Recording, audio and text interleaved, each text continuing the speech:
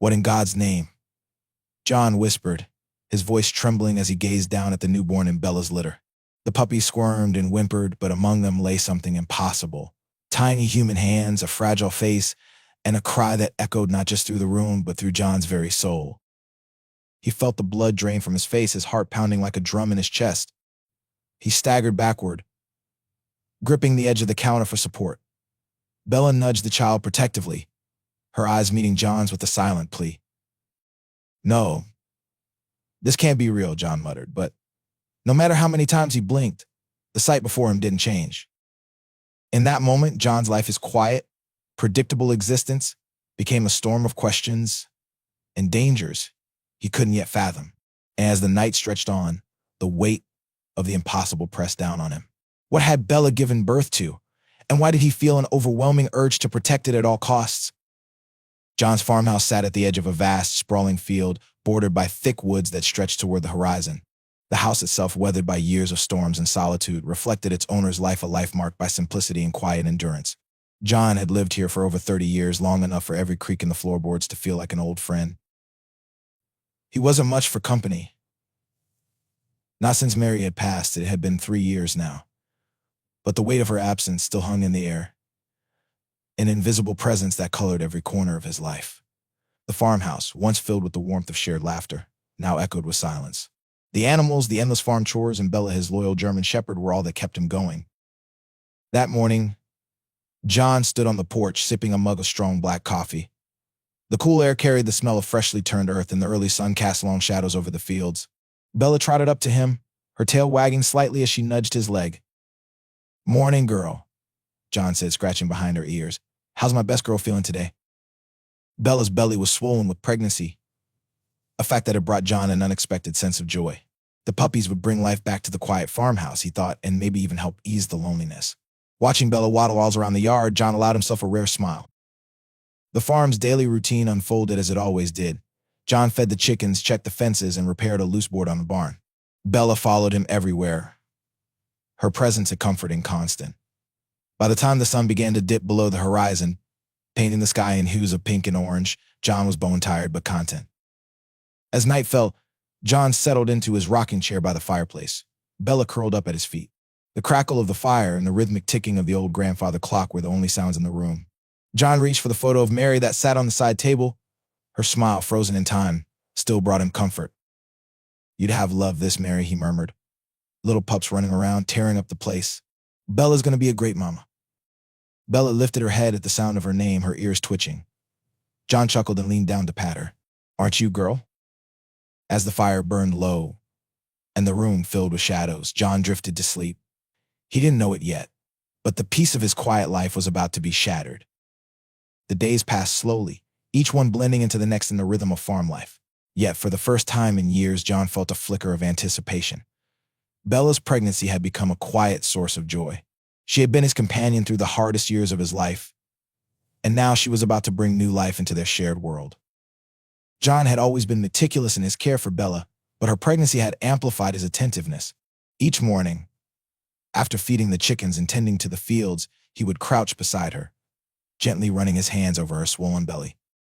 "You're gonna do great, girl," he would say softly as if the words were for both of them. Bella seemed to understand. Her eyes, full of trust, would meet as she leaned into his touch. Despite her growing discomfort, she remained as loyal and affectionate as ever, following John as he went about his chores. John spent hours preparing for the puppy's arrival. He converted an old wooden crate into a makeshift whelping box, lining it with soft towels and placing it in the coziest corner of the kitchen. He stocked up on extra food and supplies, consulting an old dog care book Mary had once bought. It felt good to have a purpose again, a reason to plan for the future. In the evenings, John often found himself talking to Bella as they sat by the fire. "You've been a blessing, he said one night, staring into the flames. "After Mary, well, I don't know where I'd be without you." He paused, his voice thick with emotion. "These pups, they'll bring some life back to this place. Maybe even remind me what it's like to smile more often." Bella wagged her tail, her eyes never leaving his. It was as if she knew exactly what he meant. The day finally came when Bella showed signs that the puppies were on their way. John noticed her pacing restlessly around the kitchen, her breathing quick and shallow. He dropped what he was doing and rushed to her side. "All right, girl," he said. his voice calm but firm. It's time. He helped her into the whelping box and stroked her gently, murmuring words of encouragement. You're doing fine, Bella. Just fine. As the first contraction hit, John's heart pounded. He had witnessed plenty of animal births in his time, but this felt different. It wasn't just about new life, it was about Bella, his constant companion, bringing something extraordinary into the world. The night stretched on, the farmhouse quiet, except for Bella's labored breaths and John's whispered reassurances. He had no idea that this moment, one filled with such hope and simplicity, would soon turn into something he could never have imagined. The air in the farmhouse was heavy with anticipation as Bella labored through the night. John knelt by her side, wiping his brow as he spoke softly to her. The whelping box was ready, the towels arranged neatly to receive the puppies. You're doing great, girl, he murmured, his voice low and soothing, just like we practiced. Bella whimpered softly, her body tensing with another contraction. John held his breath, watching intently as the first puppy emerged. He reached out gently, cradling the tiny wet form in his hands and placing it beside Bella. One down, he said, a faint smile tugging at his lips. 5 more to go, huh? One by one, the puppies arrived, each one wriggling and crying out in tiny, high-pitched squeals. John worked methodically, cleaning them off and placing them near Bella, who licked them affectionately. But then, something happened. Bella tensed again, her body straining harder this time. John leaned closer, concern flickering across his face. Easy, girl, he whispered. You've got this. What emerged next made John's heart stop. It wasn't a puppy. The small form was different, its limbs longer, its skin bare. For a moment, John didn't move. He stared, unable to process what he was seeing. Slowly, with trembling hands, he reached for the newborn. It was tiny, fragile, unmistakably human. The baby let out a piercing cry, its lungs announcing its arrival to the world. John sat back, his mind racing. No, this is impossible, he muttered, his voice barely audible over the baby's cries. Bella turned her head, licking the baby gently, her maternal instincts unshaken by the strangeness of it all. John felt a wave of nausea rise in his chest. He glanced at the puppies huddled together, their tiny forms so normal, and then back at the human child in his hands. What in God's name? He whispered. The fire crackled in the hearth, the only other sound in the room besides the baby's cries and Bella's labored breathing. John's thoughts spiraled. Was this some kind of joke? A hallucination? He hadn't had a drop of alcohol in years, but maybe he was losing his mind. He placed the baby carefully in the whelping box, wrapping it in a clean towel. Its cries softened as it settled, its tiny fingers grasping at the fabric. John sat back on the floor, his hands shaking as he ran them through his hair. What do I do?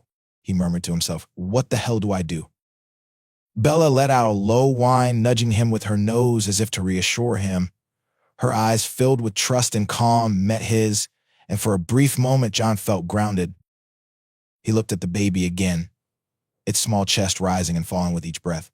Whatever had happened, whatever this meant, one thing was clear: this child was here, and it was alive. John took a deep breath, his resolve hardening. All right, he said, his voice steadying. We'll figure this out. Together.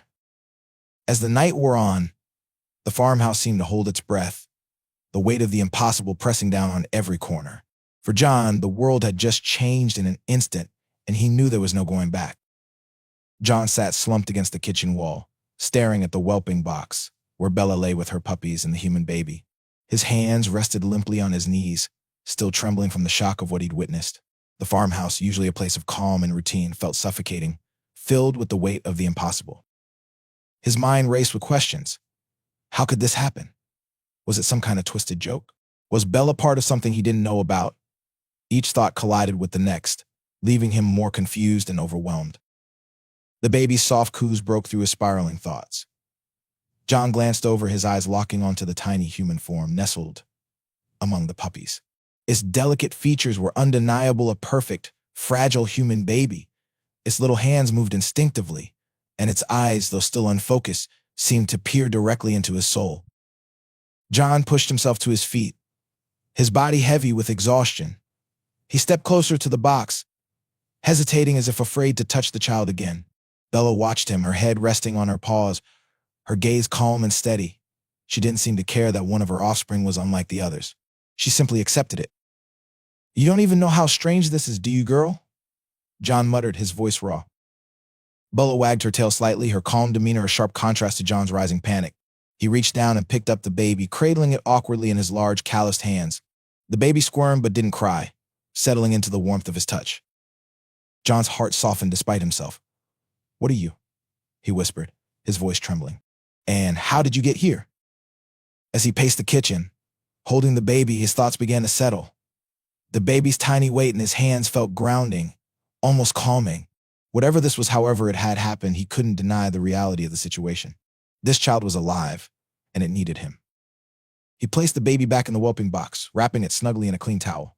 Then he turned to Bella, crouching beside her. You're not going to tell me a secret, are you? He said softly. Bella licked his hand in response, her eyes filled with trust.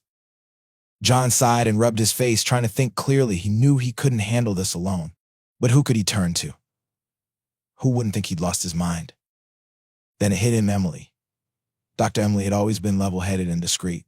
She'd taken care of Bella through every stage of her pregnancy and had been a trusted figure in the community for years. If anyone could help him make sense of this, it was her. John grabbed the phone from the wall and dialed her number with shaking fingers. It rang twice before her familiar voice answered. Dr. Emily speaking. It's John, he said, his voice tight. I need your help. Is everything all right? Emily asked, her tone immediately concerned. No, John replied. It's Bella. She had her pups tonight, but something's not right. What do you mean? Emily pressed. John hesitated, gripping the phone tightly. You'll have to see it for yourself. Can you come over? There was a pause on the other end, then Emily's calm reply. I'll be there as soon as I can. John hung up and leaned against the counter, staring at the phone as if it held the answers he desperately needed. He turned back to Bella and the baby, his resolve hardening. Help's on the way, he said softly. We'll figure this out, I promise. The weight of the night pressed down on him, but John knew one thing for certain. Whatever had happened, he wasn't going to abandon Bella or the child. He would protect them, no matter what it took. The early morning air was cool and still as John stood on the porch waiting for Emily.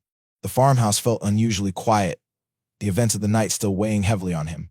Bella was resting with her puppies and the baby in the kitchen, her calm demeanor a stark contrast to John's restless pacing. The faint sound of tires crunching over gravel pulled John's attention to the driveway. Emily's old station wagon appeared through the trees, its headlights cutting through the morning mist.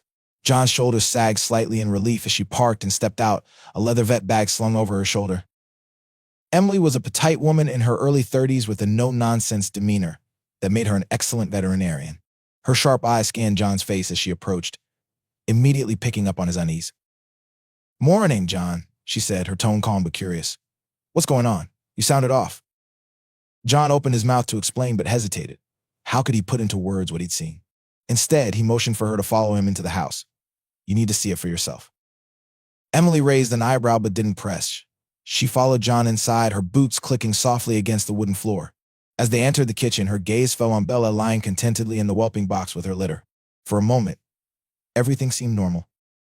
Then her eyes landed on the baby. Emily froze, her breath catching. She stared, her usual composure, and as her brain tried to reconcile what she was seeing. The baby, wrapped in a towel, was nestled among the puppies, its tiny hands moving slightly, its eyes blinking up at her. What? Emily started, but her voice trailed off. She dropped her bag on the table and stepped closer, her hand instinctively covering her mouth. Is that a baby? John nodded grimly, his arms crossed tightly over his chest. Came out with the rest of the litter. I don't know how. I don't know why. But it happened. Emily crouched beside the whelping box, her sharp eyes scanning the baby. She reached out tentatively, her hands steady despite the shock written on her face. It's human, she said softly. But how?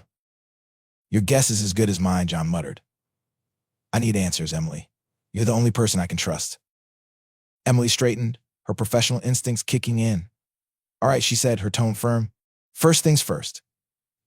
Let me examine Bella and the baby. If we're going to figure this out, I need to know everything. John nodded and stepped back as Emily got to work. She checked Bella thoroughly, her hands moving with practiced efficiency. Bella wagged her tail, clearly trusting Emily as much as John did. She's healthy. Emily said finally, her brow furrowing. Normal signs of post-birth recovery. Nothing out of the ordinary? She turned her attention to the baby, lifting it carefully from the box. The child squirmed in her hands, letting out a soft cry. Emily's expression shifted to one of awe and confusion as she examined it closely. This is impossible, she murmured, more to herself than to John. It's perfectly human. But its size, its features, there's no way it came from Bella. This defies everything we know about biology. John ran a hand through his hair, his frustration evident. Tell me something I don't already know. Can you figure out how this happened? Emily hesitated, placing the baby gently back in the box. I'll need to run some tests. Blood, tissue sample, something that might give us a clue. Whatever you need, John said firmly, but keep this between us, Emily. If word gets out. It won't. Emily interrupted, her voice steady. You have my word. She pulled a small kit from her bag and began collecting samples from Bella and the baby. John watched silently, his fists clenched at his sides. The weight of the mystery was crushing, but Emily's calm presence gave him a glimmer of hope. As she packed up her tools, Emily turned to John. I'll take these to my lab and see what I can find. It might take a few days, but I'll let you know as soon as I have anything. John nodded, his jaw tight. Thanks, Emily. I don't know what I'd do without you. Emily gave him a reassuring smile, though her eyes were filled with questions. We'll figure this out, John. Just try to keep things as normal as you can. Don't draw attention. As she left, her car kicking up dust on the driveway, John leaned against the kitchen counter, his thoughts racing. The farmhouse felt too quiet again, the weight of the unknown pressing down on him. He glanced at Bella, who wagged her tail lazily, and then at the baby, now fast asleep among the puppies. Whatever this was, whatever had caused it, he knew one thing for certain. His life would never be the same. The drive back to her clinic was a blur for Emily. The samples from Bella and the baby sat secured in her bag on the passenger seat. But her mind was racing. Every logical thought, every piece of knowledge she'd accumulated in her years as a veterinarian told her this was impossible. And yet she had seen it with her own eyes. Arriving at the clinic, Emily quickly locked the door behind her, ensuring no one would interrupt her work. The clinic was small, but well-equipped. And it had always been her sanctuary, a place where the answers to biological puzzles could be found. Tonight, though, the puzzle was unlike anything she had ever encountered. She began by analyzing Bella's blood. The results were as expected, healthy, unremarkable, normal. But when she placed the baby's sample under the microscope, her breath caught. This can't be right, Emily whispered. The baby's cells looked human at first, but as she adjusted the magnification, she noticed irregularities. Certain markers within the DNA didn't align with anything she'd ever seen. Among the human genetic material were traces that closely resembled canine DNA. It wasn't random, either. It was precise, deliberate, as though the two had been merged intentionally. Emily leaned back, her heart racing. A hybrid, she murmured, the word feeling foreign in her mouth. But how? Her mind reeled as she considered the implications. This wasn't a fluke of nature. Nature didn't operate this way. Someone had interfered, but who? And why? The questions hung in the air like a heavy fog pressing down on her. She reached for her notebook and began jotting down everything she observed, her handwriting hurried and uneven. The baby's genetic makeup was beyond anything she'd studied or even read about. The precision suggested advanced genetic manipulation, something far beyond the scope of traditional veterinary science. By the time she finished, the first light of dawn was creeping through the blinds. Exhausted but unable to stop, Emily placed a call to John. He answered on the first ring, his voice tight with anticipation. Did you find anything? John asked. I did, Emily replied, her tone cautious, and it's complicated. Tell me, John pressed. Emily hesitated, choosing her words carefully. The baby is a hybrid, John. Genetically, it's part human and part canine. But here's the thing, this didn't happen naturally. The DNA shows signs of deliberate manipulation. Someone created this. John's silence on the other end was deafening.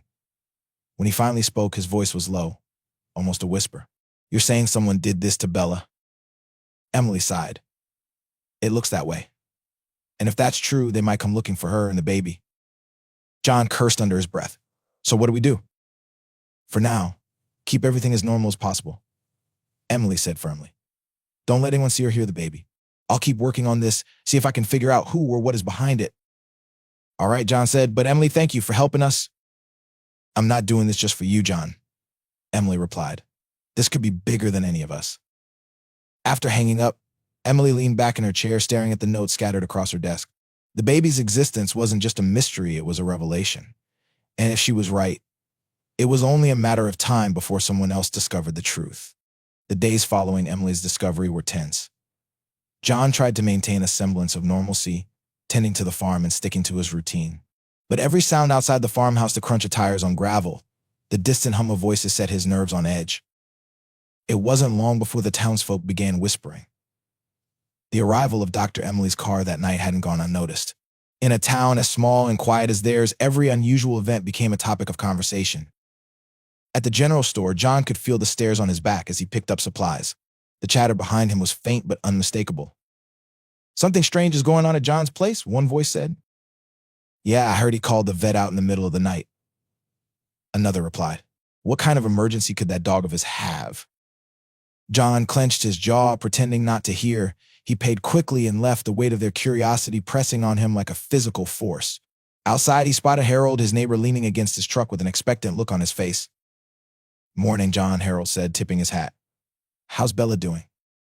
"She's fine," John replied curtly, loading the supplies into his truck. Harold didn't move. "Folks are saying she had her litter the other night. Healthy pups." John froze for a moment, then turned to face him. "Yeah, they're fine. Just pups." Harold studied him, his expression unreadable. "Glad to hear it. If you need help with anything, just holler. Always happy to lend a hand." "Thanks," John said, his voice tight, "but we're managing just fine." As he drove back to the farm, John's grip on the steering wheel tightened. The rumors were spreading faster than he'd anticipated, and he knew it wouldn't be long before someone decided to investigate on their own. That night, as John sat by the fire with Bella and the baby, his mind churned with worry. He had taken every precaution to keep the baby hidden, drawing the curtains, locking the doors, and avoiding visitors. But the whispers in town felt like a noose tightening around his neck. Bella rested at his feet, her body curled protectively around the whelping box. The baby lay asleep among the puppies, its tiny chest rising and falling with steady breaths. John watched them, a mix of fear and determination brewing inside him. "We'll get through this," he said aloud, though he wasn't sure if he was talking to Bella, the baby, or himself. The next morning, John noticed hired tracks near the edge of his property. They weren't from his truck, and they didn't match Emily's car. His stomach twisted. Someone had been snooping. He grabbed his rifle and walked the perimeter of the farm, his eyes scanning the trees for movement. The tracks stopped just short of the barn, but there were no other signs of intrusion. Still, the message was clear: someone had come looking, and they hadn't been subtle about it. As he returned to the farmhouse, Bella barked sharply from inside. John rushed in, his heart pounding. She was standing near the window, her ears perked and her tail stiff. Outside, a figure stood near the gate, staring at the house. It was Harold. John's chest tightened as he stepped on the porch. "What do you want?" "Harold," he called out, his voice sharp. Harold held up his hands, his expression feigning innocence. "Just checking in. Didn't mean to startle you." John's grip on the rifle tightened. "I told you we're fine." Harold nodded slowly, but his eyes lingered on the farmhouse for a moment too long. "All right then. Just looking out for you, John." As Harold walked away, John felt a cold knot of dread settle in his stomach. The walls were closing in, and he knew the whispers in town wouldn't stop until they had answers. That night, John called Emily. "They're getting curious," he said, his voice low. "Someone's already been on the property. It's only a matter of time before they start asking questions we can't answer." Emily was quiet for a moment. "We need to move fast," she said. "I've been working on a backup plan. There's a place we can take Bella and the baby. Somewhere safe." John exhaled, the weight of the decision pressing heavily on him. "When?" "Soon," Emily replied. "We can't wait much longer." As John hung up the phone, he looked out the window at the darkened yard. The farmhouse, once his sanctuary, now felt like a trap. He turned back to Bella and the baby, his resolve hardening. Whatever it took, he would protect them. But deep down, he knew the storm was only just beginning. The days grew colder, but it wasn't just the weather that chilled John to the bone. The tired tracks near his barn, Harold's lingering stares, and the growing whispers in town had set his nerves on edge. He'd begun sleeping with the rifle propped against the wall by his bed, waking at the slightest sound. One night, the unease reached a new peak. The farmhouse was dark, save for the faint glow of the fireplace in the living room. Bella was curled around the whelping box, her ears twitching as the puppies and the baby slept soundly. John sat in his armchair, the rifle leaning against his leg, his eyes heavy with exhaustion but unwilling to close. Then he saw the faint light outside weaving through the trees. Headlights. They weren't Harold's, and they weren't Emily's. The hairs on the back of John's neck stood on end. He stood, grabbing the rifle, and moved toward the window. A black sub slowly crept up the driveway, its engine almost silent. John's grip tightened on the rifle. This wasn't a neighbor or a curious passerby. This was something else. The SUV came to a stop at the edge of the yard. Two men stepped out, dressed in dark suits that seemed out of place in the rural landscape. They moved with purpose, their movements synchronized, as if they had done this 100 times before. One of them carried a small device, its screen glowing faintly in the dark. John's heart pounded as he stepped onto the porch, the rifle raised. "That's far enough," he barked, his voice cutting through the quiet night. Bella began to growl softly from inside, sensing the tension. The two men froze, their hands raised slightly. But they didn't back away. The taller of the two stepped forward, his face calm and unthreatening. "Mr. Miller, we're not here to harm you," he said, his voice smooth and measured. "We're here for the dog." John's blood ran cold. "What did you just say?" "The German Shepherd," the man clarified. "Bella, we need her." John took a step forward, his finger hovering near the trigger. "You're not taking anything from me. Now get off my land." The second man, shorter and stockier, glanced at his partner before speaking. "Mr. Miller, this doesn't have to escalate. Bella is part of a research project. She was exposed to something years ago, something that's led to her unique condition. We simply need to retrieve her for further study." John's jaw tightened. "Study? Is that what you call this? She's not part of some experiment. She's my family." The taller man sighed, as if John's defiance was a minor inconvenience. "You don't understand the scope of this, Mr. Miller. What's at stake here goes beyond your farm. Bella's condition and the offspring are of critical importance." John's mind raced. They knew about the baby. Somehow, they knew everything. "You're not taking her," John growled. "And you're not taking the baby, either." The shorter man stiffened. "We don't want this to become difficult." "Then leave," John snapped, raising the rifle higher. For a tense moment, no one moved. The taller man finally nodded, motioning to his partner. "All right, we'll leave for now. But this isn't over, Mr. Miller. We'll be back." The two men retreated to their SUV, their movements deliberate and composed. John watched as they drove away, his pulse pounding in his ears. He stayed on the porch until their taillights disappeared into the darkness. Back inside, Bella was still growling softly, her body curled protectively around the whelping box. The baby stirred, letting out a soft cry, and John crouched beside them, running a hand over Bella's head. "They're not taking you," he said, his voice firm. "Not you. Not the baby. Not as long as I'm breathing." That night, John called Emily. His voice was tight with urgency as he relayed what had happened. "They knew, Emily," he said. "They knew about Bella. About the baby. And they're coming back." Emily's response was immediate. "We can't wait any longer. Pack what you need. We're moving tonight." John didn't waste a second after hanging up the phone. He moved quickly through the house, grabbing essentials and stuffing them into a sturdy duffel bag. His mind raced as he packed clothes, food, baby supplies, a flashlight, and extra ammunition. Every sound outside made him pause, his heart pounding as he listened for the return of the SUV. Bella watched him, her head tilted slightly, as though she sensed the urgency of his movements. The puppies were nestled together, and the baby was swaddled in the whelping box, its tiny hands curling and uncurling in sleep. John crouched beside Bella, stroking her head. "We're leaving, girl," he said softly. "We can't stay here anymore." Bella wagged her tail faintly, as if to say she trusted him completely. Emily arrived within the hour, her station wagon pulling into the driveway with the headlights off. She stepped out quickly, her bag slung over her shoulder and her face set with determination. "Everything ready?" she asked, her voice low. John nodded, gesturing to the packed duffel bag by the door. "As ready as we'll ever be."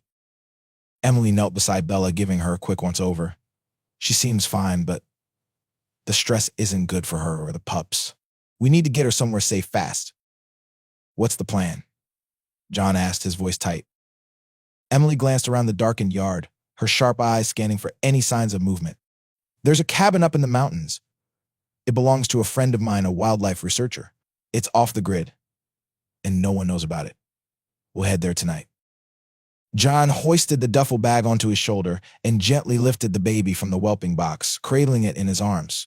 Bella followed closely, her pups tucked into a padded carrier Emily had brought. The ride to the safe house was tense and silent. Emily drove, her hands gripping the steering wheel tightly as the car wound its way through dark, twisting mountain roads. John sat in the passenger seat, the baby swaddled against his chest, his rifle resting on his lap. "You think they'll follow us?" John asked, breaking the silence. "They might," Emily admitted. "But this place is hard to find. If we're careful, we'll have some time to figure out our next move." By the time they reached the cabin, the first light of dawn was creeping over the horizon. The small wooden structure was nestled deep in the woods, surrounded by towering trees and the sounds of rustling leaves. It was isolated, the perfect place to disappear. John stepped out of the car, breathing in the crisp mountain air. The cabin was simple but sturdy, with a single chimney and a wraparound porch. It felt safe, or at least safer than the farmhouse had been. Inside, the cabin was sparsely furnished but comfortable. A wood-burning stove sat in the corner, and a stack of firewood was piled neatly against the wall. Emily set her bag down and immediately began preparing a space for Bella and her pups, laying out blankets and food bowls. "This will work," she said, more to herself than anyone else. John placed the baby in a small basket Emily had brought, covering it with a warm blanket. He sat heavily on the couch, his exhaustion finally catching up with him. Bella curled up beside him, her pups nestled close. For the first time in days, John allowed himself to relax. The cabin felt like a refuge, a small bubble of safety in an otherwise chaotic world. But as he stared at the flickering flames in the stove, he knew the peace wouldn't last forever. "They'll come looking," John said, his voice low. Emily nodded, her expression serious. "I know, but we'll be ready." As the sun rose higher, casting golden light through the cabin windows, John leaned back and closed his eyes. The baby's soft coos and Bella's steady breathing filled the room, a brief reprieve from the storm brewing outside. Here's the continuation of the story following the 10th point, the baby's rapid growth. The first few days at the cabin were quiet, almost deceptively so. John worked tirelessly to secure the property, setting up makeshift barriers and ensuring the windows were covered. Emily monitored Bella and the baby closely, her notebook filling with observations as she tried to make sense of what was happening. At first, the baby seemed like any other newborn, fragile, small, and utterly dependent. But by the end of the second day, John noticed something strange. The baby's features seemed more defined, its movements more coordinated. By the third day, the child was holding its head up and reaching for objects with surprising precision. "Emily," John called, his voice low but urgent. "You need to see this." Emily hurried over to where John was sitting with the baby. The child was propped up against a pillow, its wide eyes following the movement of John's hand as he waved a small toy back and forth. "This isn't normal," John said, his tone heavy with concern. "Newborns don't do this." Emily crouched beside him, her brow furrowed as she watched the baby. "You're right," she said quietly. "This kind of development shouldn't be possible at this age." She reached out, gently taking the baby's tiny hand in hers. The child grasped her finger with surprising strength, its grip steady and deliberate. Emily's mind raced as she scribbled notes in her journal. "It's developing at an accelerated rate. Physically, neurologically, everything is happening faster than it should." John sat back, his arms crossed tightly. "What does that mean? Is it dangerous?" Emily hesitated, choosing her words carefully. "I don't know yet. It's not just a human baby, it's a hybrid. Whatever manipulation created this child, it's rewriting the rules of biology." The baby cooed softly, its innocent face a stark contrast to the storm of questions swirling in Emily's mind. John leaned forward, his voice dropping. "Does this mean they'll be able to find us faster, if it's connected to them somehow?" Emily shook her head. "It's too early to say, but we can't assume we're safe here for long." Over the next few days, the baby's rapid development continued. By the end of the week, it was crawling clumsily around the cabin, its tiny hands and knees finding traction on the wooden floor. Bella watched it closely, her protective instincts kicking in every time the child moved too far from the center of the room. John couldn't take his eyes off the child. Every new milestone filled him with both awe and dread. This wasn't just a baby, it was something extraordinary, something that defied explanation. And as much as he tried to focus on the here and now, he couldn't shake the feeling that they were running out of time. Late one evening, as John sat by the fire, the baby toddled toward him, its steps shaky but determined. He reached out, catching it before it could stumble. The child looked up at him with wide, curious eyes, its tiny hand resting against his chest. "You're something else, kid," John murmured, his voice filled with a mix of wonder and unease. Emily sat across the room, watching the interaction with a thoughtful expression. "We need to figure out what's happening before it's too late," she said softly. "The baby's growth is accelerating, but we don't know where it's leading." John nodded, his gaze never leaving the child. "Whatever it is, we're in it together. No one's taking this kid from me." Outside, the wind howled through the trees, carrying with it the faint, ominous sound of a distant engine. Both John and Emily froze, their eyes meeting across the room. The peace of the cabin had lasted longer than they'd expected, but it was clear that the storm was closing in. The following morning, the air in the cabin felt heavy with tension. After the faint sound of an engine the night before, John had barely slept, keeping his rifle close and his ears tuned to every rustle of the trees. Emily, too, seemed restless, her mind preoccupied with the baby's accelerated growth and the looming questions it raised. "We need more supplies," Emily said over breakfast, her voice breaking the silence. "And I need to get some signal to send the test results to a colleague. There's only so much I can figure out on my own." John frowned, shaking his head. "It's too risky. If someone recognizes you." "I'll be careful," Emily interrupted. "I won't go to the main store. There's a smaller one in the next town over. Hardly anyone goes there." John leaned back in his chair, his expression hard. "We've been lucky so far. I don't want to push it." "Lucky isn't enough," Emily said firmly. "We need to know what we're dealing with, John. I'll be in and out. Quick." Reluctantly, John nodded. "Fine. But if you see anyone you get out of there, don't linger." Emily gave him a small smile, though her eyes betrayed her nerves. "I'll be back before noon." The small store on the outskirts of the next town was quiet. When Emily arrived, its gravel parking lot empty save for a single dusty pickup truck. She stepped out of her car, adjusting the scarf around her neck to obscure her face, and entered the store. The clerk, a middle-aged woman with a friendly demeanor, looked up from the counter. "Morning," she said brightly. "Need help finding anything?" "Just a few things," Emily replied, keeping her tone light. She moved quickly through the aisles, picking up canned goods, diapers, and formula. She paid in cash, avoiding eye contact as much as possible, and was almost out the door when a voice behind her made her freeze. "Dr. Emily?" Her heart sank. Turning slowly, she found herself face to face with a man she didn't recognize. He was tall and clean-cut, dressed in casual clothing that somehow felt too deliberate. His expression was friendly, but there was a sharpness in his eyes that missed in his... "Yes," she said cautiously. The man smiled, holding up a clipboard. "Sorry to bother you. I'm with an animal welfare group doing research in the area. We heard about a vet working nearby and thought you might be able to help." Emily's pulse quickened. "I'm not taking new cases right now," she said, keeping her tone steady. "I'm actually on leave." The man tilted his head, his smile unwavering. "I understand, but I'd still like to talk. You see, we're particularly interested in unusual cases, breeding anomalies, genetic irregularities. Anything like that sound familiar?" Emily's hands tightened around her shopping bag. "No," she said firmly. "Now, if you'll excuse me, I need to go." Before the man could respond, she walked quickly to her car, her heart pounding. As she pulled out of the parking lot, she glanced in her rearview mirror. The man was standing by the store's entrance, watching her with that same unsettling smile. Back at the cabin, John was pacing by the window when Emily returned. Bella barked softly as the door opened, and John hurried to help her with the bags. "What happened?" he asked, noting the tension in her face. Emily set the bags down on the counter, her movements brisk. "Someone recognized me. He said he was with an animal welfare group, but he knew too much. He mentioned genetic anomalies." John swore under his breath, his jaw tightening. "They're closing in." Emily nodded, her expression grim. "It's only a matter of time before they figure out where we are." John glanced toward the corner of the room where Bella lay with her pups and the baby.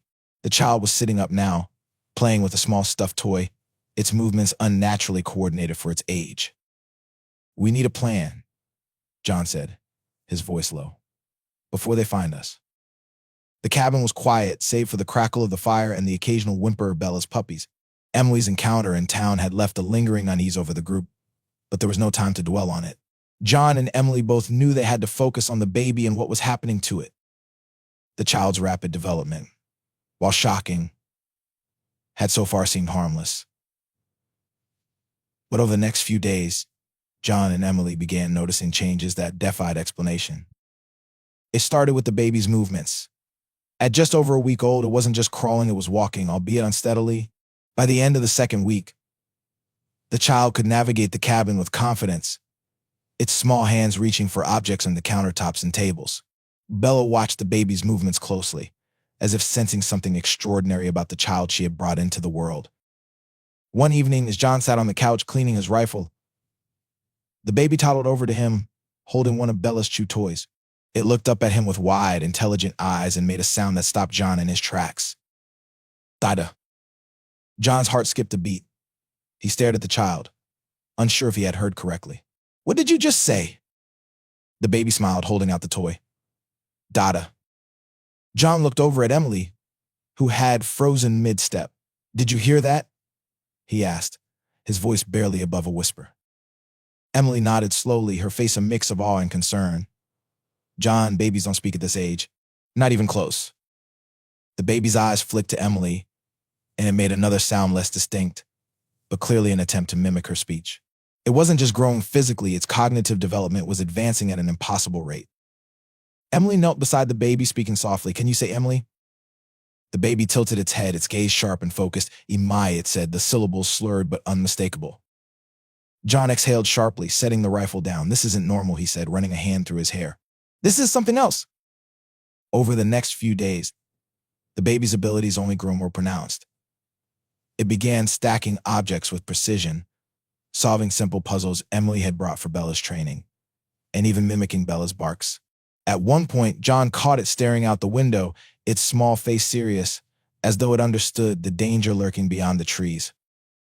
One night, as Emily was jotting down her observations, John called her over. He pointed to the baby, who was sitting on the floor with Bella, holding a stick. Watch this, John said. The baby held the stick out to Bella, who obediently took it in her mouth. Then, with a soft giggle, the child pointed to the other side of the room. Bella immediately trotted over, dropping the stick where the baby had pointed. Emily's jaw dropped. It's giving commands. John nodded grimly. And Bella's listening, like she knows the baby's in charge. Emily crouched beside the baby, her mind racing. It's not just intelligence, she said softly. It's control. Influence. What does that mean? John asked, his voice tight. Emily shook her head. I don't know. But whatever this is not just a genetic anomaly. This child is something entirely new. That night, as the baby slept soundly in its makeshift crib and Bella lay curled around her pups, John sat by the fire, staring into the flames. Emily's words echoed in his mind, filling him with both awe and dread. The child wasn't just growing, it was evolving. And with each new milestone, the world outside seemed to grow closer, like a shadow creeping toward the light. The peaceful days at the cabin were coming to an end. John could feel it in the air, an unshakable tension that clung to everything. The baby's rapid development and uncanny abilities only heightened his sense of urgency. Emily had doubled down on her research, but even she couldn't keep the growing threat at bay. It happened late one night. John was sitting by the fire, his rifle resting across his lap. Bella lay at his feet, her ears twitching every so often as she dozed lightly.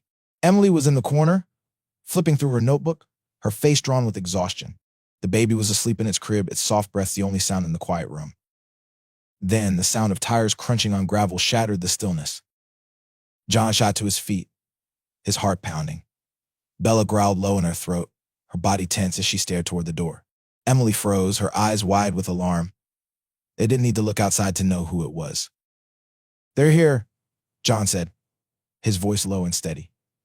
He moved to the window, pulling the curtain back just enough to peek outside. A black SUV was parked at the edge of the clearing, its headlights off. Two figures emerged, their silhouettes sharp against the moonlight. It was the same men who had come to the farm, their movements deliberate, their intent unmistakable. John turned to Emily. Take the baby and Bella, get to the back room and lock the door. Emily hesitated for a moment but nodded, scooping the baby from his crib and motioning for Bella to follow. "Be careful," she whispered before disappearing down the hallway. John positioned himself near the front door, his rifle aimed and ready. The footsteps outside grew louder, and then came the knock, measured, calm, as though they were visiting for a casual chat. "Mr. Miller," the taller man called out, his voice unnervingly smooth. "We'd like to talk." John didn't answer. "We know you're in there," the man continued. "And we know what you're hiding. There's no need for violence. Hand over the child and we'll leave peacefully." John's grip on the rifle tightened. "You're not taking anything," he called back. "Now get off my land." The second man spoke, this time his tone colder. "This isn't your decision, Mr. Miller. That child doesn't belong to you." John stepped closer to the door, his voice a low growl. "That child is under my protection. You'll have to kill me to get to it." There was a pause, a tense silence that stretched unbearably. Then the taller man spoke again, his voice laced with warning. "You're making a mistake." The sound of movement outside sent a surge of adrenaline through John. He swung the door open, stepping onto the porch with his rifle raised. The two men stood near the SUV, their hands up in a mock gesture of surrender. But there was something in their posture, a readiness, a quiet confidence that set John on edge. "We don't want to hurt you," the taller man said, taking a small step forward. "But you can't stop this. The child was created for a purpose, Mr. Miller. You can't protect it forever." John aimed the rifle squarely at the man's chest. "Try me." The man smiled faintly, but his eyes were cold. "This isn't over." He nodded to his partner, and the two men retreated to the SUV. The engine roared to life, and the vehicle disappeared into the night, leaving a cloud of dust in its wake. John lowered the rifle, his breath coming in ragged gasps. He turned and walked back inside, bolting the door behind him. In the back room, Emily was rocking the baby, her face pale but determined. Bella stood protectively by her side, her eyes fixed on the door. "They're not giving up," John said, his voice tight, "and they'll be back. Next time, it won't just be two of them." Emily nodded grimly. "Then we need to be ready." John sat down heavily, his mind racing. The men in black weren't just interested, they were determined. And he knew that as long as the baby was with them, danger would follow. But he also knew one thing for certain: no matter what it took, he wasn't going to let them win. The morning after the men in black returned, the tension in the cabin was palpable. John barely spoke as he moved about, checking the makeshift barricades and reinforcing the doors. Emily, meanwhile, was hunched over her equipment, her face illuminated by the dim glow of her laptop. She had spent the night analyzing the data she'd collected from the baby and Bella, and now pieces of the puzzle were beginning to fall into place. "John," Emily called, her voice sharp. John appeared in the doorway, wiping his hands on a rag. "What is it?" "I think I've figured out where the baby came from," she said, her voice trembling with a mix of urgency and disbelief. John crossed the room quickly, his brow furrowed. "What do you mean?" Emily pointed to her screen. "The baby's DNA isn't just human and canine. There's a third element, something synthetic. It's not naturally occurring. Someone engineered this, John." John's jaw tightened. "We knew that already. What's different now?" Emily leaned forward, her finger tracing the lines of data on the screen. "This isn't just some experiment in genetic manipulation. The synthetic sequences are more than just spliced DNA, they're instructions." John stared at her. "Instructions for what?" Emily hesitated, the weight of her discovery evident in her expression. "It's like a program, embedded in the baby's genetic code. It's meant to evolve, to grow stronger, faster, smarter. Whatever this child is, it wasn't meant to be ordinary." John sank into a chair, his face pale. "You're saying they designed it to be what? Some kind of superhuman?" "Not exactly," Emily said.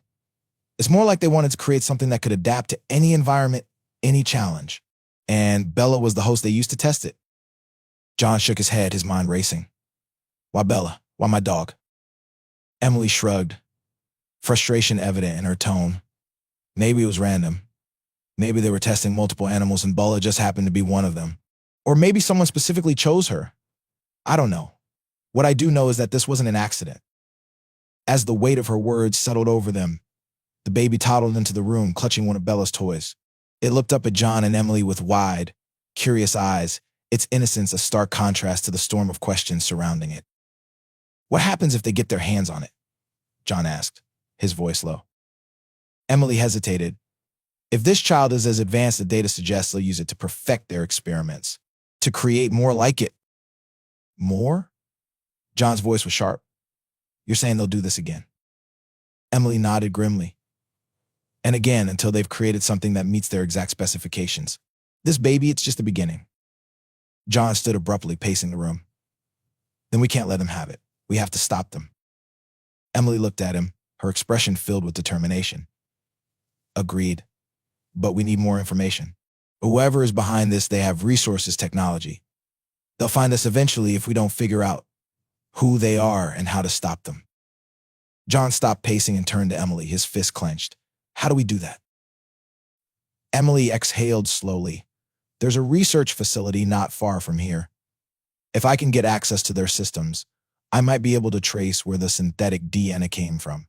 It's a long shot, but it's the only lead we have." John nodded, his resolve hardening. "Then we'll do it. But we're not leaving the baby behind." Emily hesitated, glancing at the child. "Bringing it might be risky, John. If something happens." "It's safer with us than here," John interrupted. "We're in this together." As the baby played quietly at their feet, Bella lying protectively nearby, John and Emily began to formulate their plan. The stakes had never been higher, but one thing was clear: they couldn't stay in the shadows forever. If they wanted to protect the child and stop the people hunting them, they would have to strike first. The plan was set by dawn. John and Emily would make their way to the research facility Emily had identified, a place she suspected held the answers they needed. It wasn't far, a 2-hour drive through the mountains, but it felt like crossing enemy territory. The baby, Bella, and her pups would come with them. Leaving them behind was not an option. John packed the truck carefully, double-checking the supplies and ammunition. Bella sat beside him, her ears perked, sensing the tension in the air. Emily bundled the baby into a carrier, her face grim but focused. "Are you sure about this?" Emily asked as she climbed into the passenger seat. John nodded, his jaw set. "If they're going to keep coming for us, we need to hit them first. This ends now." The drive was tense. Every bend in the road, every passing car felt like a potential ambush. John gripped the steering wheel tightly, his eyes scanning the surroundings. Emily kept her gaze on the baby, who was unusually quiet, as though it understood the gravity of the situation. When they arrived, the facility looked deceptively ordinary. A plain, low-slung building with no signage tucked away in a clearing surrounded by trees. But the security was unmistakable: cameras mounted on poles, a tall chain-link fence topped with razor wire, and a guard station at the entrance. "We can't just walk in," John muttered, pulling the truck off the road and into the cover of the trees. "How do we get past that?" Emily pointed to a service with the road running along the side of the property. "If we follow that, there's a utility gate. It's less secure, and I might be able to override the lock." John nodded. "Then we move fast. In and out." With the truck hidden, they set off on foot. Emily carried the baby, while John carried his rifle, and Bella trotted silently at their side, her body tense and alert. The utility gate was just as Emily had predicted, secured by a keypad, but not heavily guarded.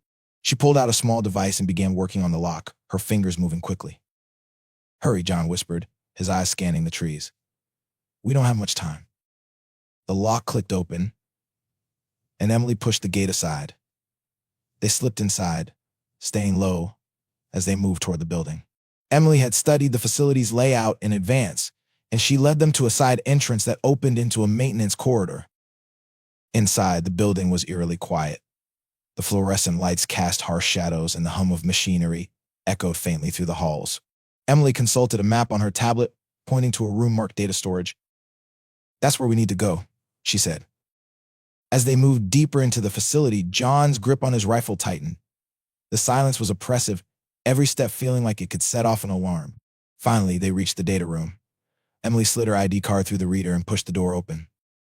The room was filled with rows of servers, their blinking lights casting an eerie glow. Emily immediately began typing on a terminal, her focus intense. "Keep watch," she said without looking up. John stood by the door, his rifle raised. Bella sat beside him, her ears swiveling as she listened for any sound. The baby sat in its carrier on the floor, its eyes wide as it watched Emily work. Minutes passed like hours. John's nerves were fraying, and just as he was about to ask how much longer, Emily spoke. "I found it," she said, her voice a mix of triumph and fear. "The synthetic DNA, it's part of a program called Project Genesis. They've been experimenting with hybridization for years. Bella was one of their test subjects, but she wasn't supposed to survive. They lost track of her after she escaped." John's stomach turned. "And the baby?" Emily hesitated. "The baby was never supposed to happen. It was a mutation, something they didn't plan for. But now that it exists, they want it. It's the key to perfecting their work." John clenched his jaw. "Can you shut it down? Destroy the data?" Emily nodded. "I can wipe their records, but it won't stop them from coming. They know where we are now." Just as she finished speaking, an alarm blared, piercing and relentless. John swore under his breath. "They're here. Here." Footsteps echoed down the hall, and John moved to block the door. Bella growled low, her body tense and ready. Emily grabbed the baby, cradling it close as she backed toward the far wall. The first guard appeared in the doorway, his weapon raised, but John didn't hesitate. He fired, the rifle's report echoing through the room. The guard went down, but more footsteps followed. "We're out of time," Emily shouted. John turned to her, his face grim. "Take the baby and go. Bella and I will hold them off." Emily's eyes widened. "John, no." "Go," John barked. "Protect the baby. That's all that matters." Tears filled Emily's eyes, but she nodded. She slipped out a side door, the baby clutched tightly to her chest. Bella barked once, as if to say goodbye, then turned back toward the door, her growl deepening. John squared his shoulders, his rifle steady. The guards poured into the room, but John and Bella didn't falter. They fought with everything they had, holding the line as long as they could. Emily ran through the maintenance corridors, clutching the baby tightly to her chest. The alarms blared around her, and her pulse raced in time with the flashing red lights. Each step felt heavier than the last, weighed down by the knowledge that John and Bella were behind her, fighting a battle she wasn't sure they could win. She burst through a service door into the cold night air. The baby whimpered softly, and Emily whispered reassurances as she made her way toward the wooded area behind the facility. "You're going to be okay," she murmured. "We're going to make it. I promise." As she reached the tree line, her mind raced with the revelations she'd uncovered in the data room. Project Genesis wasn't just about creating hybrids, it was about evolution. The organization behind it wasn't simply trying to create something extraordinary. They were trying to engineer the next step in human and animal development. The baby wasn't just an accident, it was the culmination of their work, an unexpected but perfect result of their experiments. Its rapid growth, its intelligence, even its ability to influence Bella, all of it pointed to something far beyond a mere hybrid. This child was the key to unlocking the full potential of genetic engineering. But Emily also knew the darker side of the equation. If the organization got their hands on the baby, they would exploit it, dissect it, and use it to perfect their methods. The child would never have a life, it would be a tool, a specimen, a means to an end. Reaching a small clearing, Emily paused to catch her breath. She set the baby down on a blanket and crouched beside it, brushing a strand of hair from her face. The child looked up at her, its wide eyes unblinking. "You're not just a baby," Emily said softly, her voice trembling. "You're something else, something incredible." The baby reached out, touching her hand with its tiny fingers. Emily felt a warmth spread through her chest, a strange but comforting sensation that made her tears well up. It wasn't just a baby, it was aware, deeply aware, as though it understood not just its surroundings, but the emotions of those around it. Suddenly, Bella emerged from the shadows, her fur matted and her breathing labored. She had escaped the chaos inside the facility, but her condition told Emily everything she needed to know. John hadn't made it. Tears spilled down Emily's cheeks as Bella approached, licking the baby gently before lying down beside it. "Oh, Bella," Emily whispered, stroking the dog's head. "You're so brave." The baby cooed softly, its tiny hand resting on Bella's fur. Emily watched, a strange calm settling over her despite the danger still looming. In that moment, she realized the truth. The child wasn't just a product of science. It was something more, a bridge between species, a new kind of life with the potential to change everything. But with that potential came a choice. Emily could run, try to keep the baby hidden forever, or she could find a way to fight back, to ensure that no one could use the child for their own purposes. She took a deep breath, her resolve hardening. "They'll come for us again," she said to Bella and the baby, "but we'll be ready." The faint sound of sirens in the distance jolted Emily back to reality. She scooped up the baby, glancing down at Bella. "Come on, girl, we've got to move." As they disappeared into the woods, Emily's mind was already racing with plans. The truth about the baby was a burden and a gift, as she knew the fight was far from over. But for now, they had each other, and that was enough. The days following their escape from the research facility felt like a blur to Emily. The forest had offered them some initial safety, its dense trees and underbrush providing a temporary refuge. But as the hours passed and the baby continued to develop at an alarming rate, Emily knew they couldn't hide forever. The child who had been born only weeks ago was no longer a helpless infant. It had grown stronger, its body more agile, its mind sharper. Emily had witnessed the baby stack objects, mimic gestures, and even understand simple commands. The more she studied it, the more she realized that it wasn't just the result of a genetic experiment. It was something far more complex, something that could hold the power to change everything. The baby's eyes followed her as she moved through the makeshift camp, its gaze focused and intelligent. It wasn't just reacting to its environment, it was observing, learning, and adapting at an exponential rate. Emily knew this kind of rapid development was unheard of, but what frightened her the most was how aware the child seemed to be of its purpose. "I have to figure this out," Emily murmured to herself, her fingers brushing the baby's forehead as it sat cross-legged on the blanket.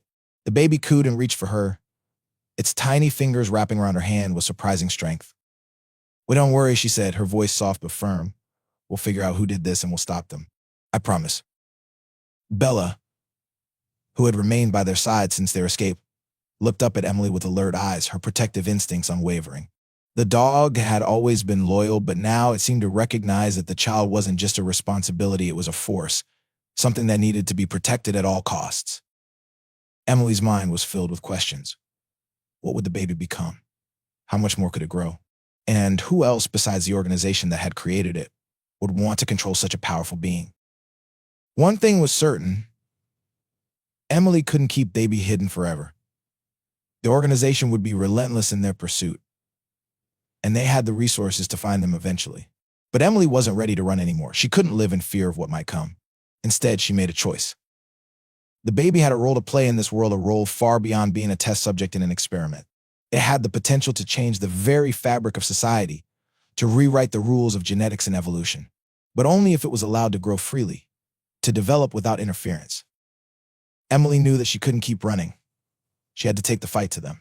She had to expose the organization for what they had done, and she had to ensure that the baby would be able to live out its potential free from the shackles of their manipulation.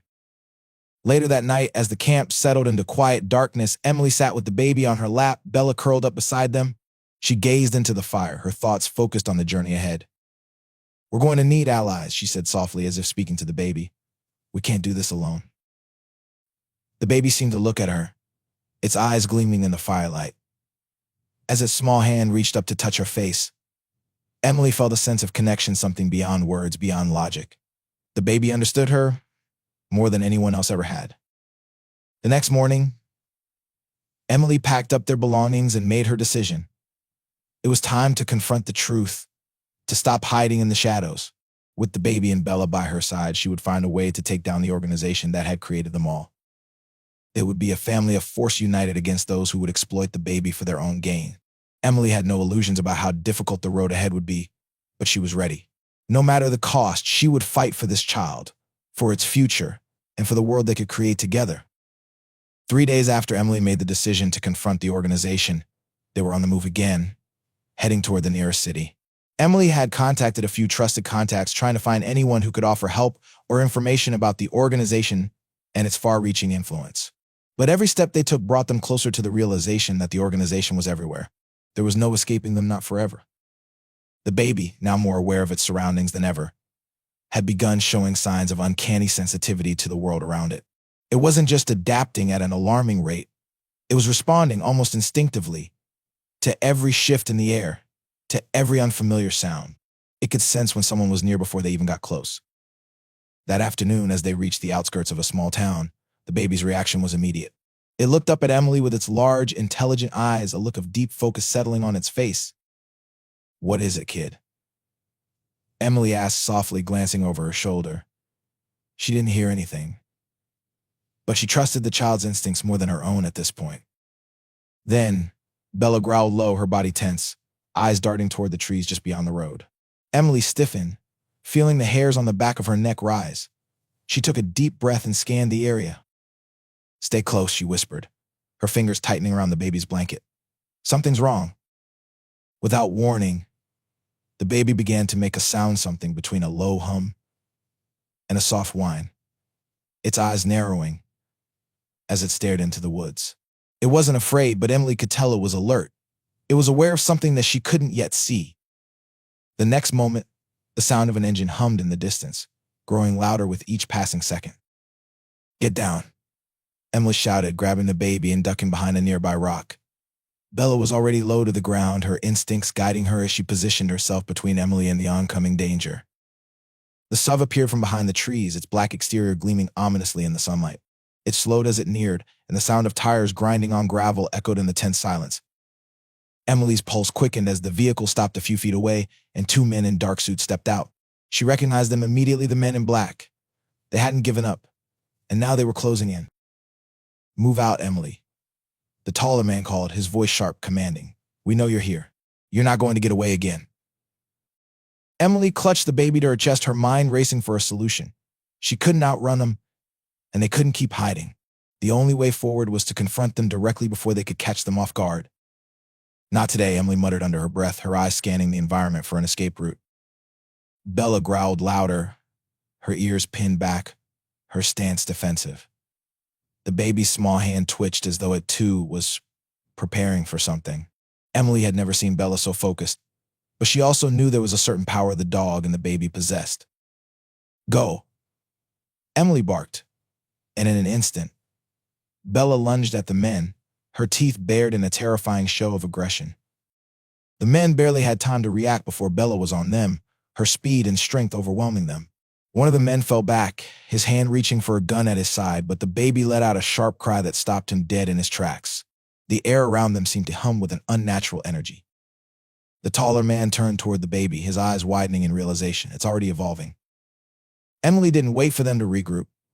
She pulled the baby into her arms and sprinted toward the tree line, Bella hot on her heels, still blocking any pursuit. The men hesitated, unwilling to follow them deeper into the forest. "This isn't over," the man shouted. "You can't escape." But Emily didn't care. She kept running, her heart pounding as she pushed forward, knowing the danger had only just begun. After what seemed like hours of running, Emily finally slowed, panting with exhaustion. They had lost the men for now, but she knew they would be back. There was no place they could hide forever. She glanced down at the baby, whose breathing was steady and calm, as though it had known this was coming all along. Bella stopped beside them, her eyes scanning the area, every muscle in her body tense, ready to defend. Emily stopped to catch her breath, looking down at the child in her arms. "We'll keep running until they can't find us," she said, her voice firm. "But we can't keep this up forever. We need to go on the offensive." She looked at the baby's face, and for the first time a glimmer of hope flickered inside her. The baby wasn't just a product of their experiments, it was the key to stopping everything. It was more than they'd ever expected. And together, they were going to bring the fight to the people who had created it.